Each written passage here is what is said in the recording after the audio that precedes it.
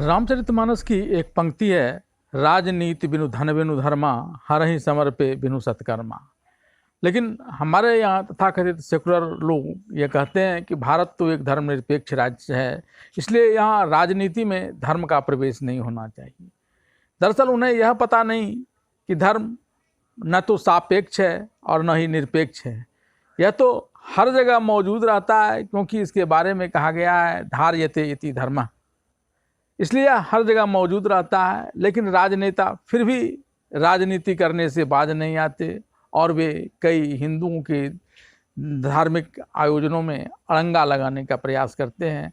खासकर इन दिनों खासे चर्चित रहे हैं बागेश्वर धाम के पीठाधीश धीरेन्द्र कृष्ण शास्त्री जी। बिहार में जब उनका कार्यक्रम की रूपरेखा ही बन रही थी, तभी से यहाँ इस पर राजनीति शुरू हो गई। यानी राजनीति में धर्म नहीं, लेकिन धर्म में राजनीति यहाँ शुरू हो गई। और तेज प्रताप यादव ने तो यहाँ तक कह दिया कि वो यहाँ हिंदू मुस्लिम करने आ रहे हैं और इसलिए उनको एरोड्राम से ही वापस भेज दिया जाएगा। लेकिन वो आए और एरोड्राम पर इन्हें भगाने के लिए तेज प्रताप नहीं आ सके, क्योंकि जितने लोग उनको लिवाने के लिए आए थे उनकी तुलना में अगर तेज प्रताप यादव ने कोई सेना बनाई होगी तो वह काफ़ी कम रही होगी, इसकी ताकत काफ़ी कम होगी और उसका अंदाज़ा उन्हें लग गया होगा। और उनके हिंदू मुस्लिम वाले प्रश्नों का भी बड़ा सुंदर ढंग से जवाब मिल गया होगा कि वे यहाँ धीरेन्द्र शास्त्री जी हिंदू मुस्लिम करने नहीं बल्कि हिंदू हिंदू करने आए हैं। और कुछ दिनों तक फिर राजनीतिक स्थिरता बनी रही। उनका धार्मिक प्रवचन भले ही पटना के गांधी मैदान में नहीं हो सका, लेकिन नौबतपुर में हुआ तो वहाँ भी भक्तों की भारी भीड़ उमड़ने लगी और काफ़ी सफोकेशन की स्थिति में उन धीरेन्द्र शास्त्री ने लोगों से कहना शुरू कर दिया कि अब कथा अब लोग अपने अपने घरों से सुने, यहाँ ज़्यादा नहीं आए। और फिर उसके बाद राजनीति शुरू हो गई।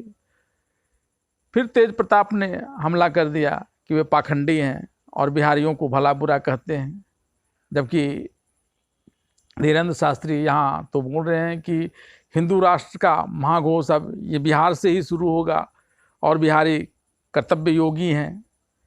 ऐसा कोई बुरा भला उन्होंने कहा या नहीं कहा, लेकिन तेज प्रताप ने ये बातें कही। और फिर इसके जवाब में भारतीय जनता पार्टी के गिरिराज सिंह ने भी खास करके तेजस्वी यादव को टारगेट करते हुए कहा, क्योंकि तेजस्वी यादव को जब निमंत्रण भेजा गया था इस कार्यक्रम में शामिल होने के लिए तो उन्होंने व्यस्तता की बात कहकर इसे नज़रअंदाज किया था।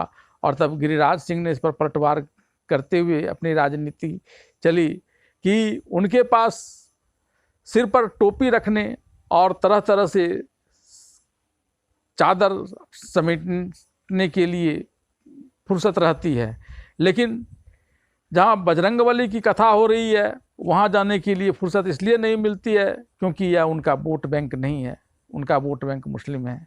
और वहीं धीरेन्द्र कृष्ण शास्त्री ने भी चादर ओढ़ाने के लेकर के एक बात कही, कुछ नकपिटे लोग चादर चढ़ाने जाते हैं और वे बार बार इस चीज़ को दोहराते रहे कि उन्हें किसी भी दूसरे धर्म से कोई विद्वेष नहीं, वे सिर्फ अपने धर्म की बात करने आए हैं, अपने प्रचार करने आए हैं।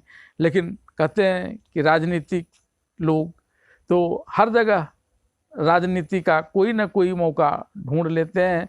अब इसमें बीजेपी की भी राजनीति है, आरजेडी की भी राजनीति है और कई दलों की अपनी अपनी राजनीति है। लेकिन कहते हैं कि धर्म और आस्था उस पर न तो राजनीति का कोई रंग चढ़ता है और न ही कोई अन्य रंग।